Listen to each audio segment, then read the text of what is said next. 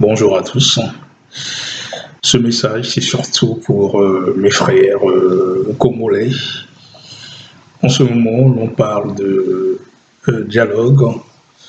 Le pouvoir en place a initié un programme allant dans le sens du dialogue avec le ministre délégué qui se déplace vers les leaders de différents partis, dont ceux de l'opposition.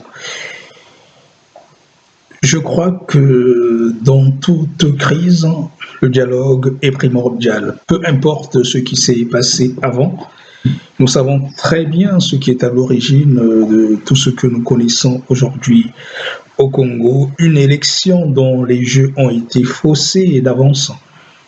Et raison pour laquelle d'ailleurs que certains organismes internationaux et l'UE n'a pas voulu envoyer des observateurs internationaux.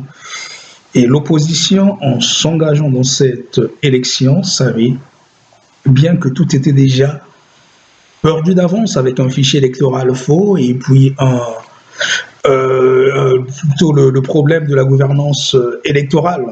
Donc, sachant tout cela, tout ce qui s'en est suivi, je ne comprends pas pourquoi certains sont surpris.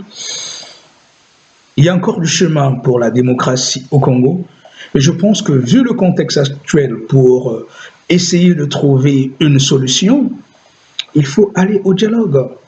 Il faut aller au dialogue. Sans dialogue, je ne vois pas comment est-ce qu'on peut résoudre cette crise tant que chacun veut camper sur ses positions.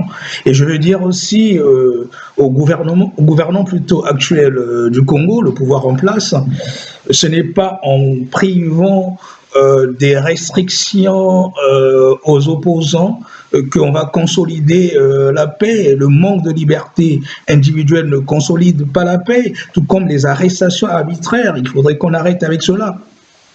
Il faut que l'on dialogue et qu'on mette aussi les conditions pour aller vers ce dialogue.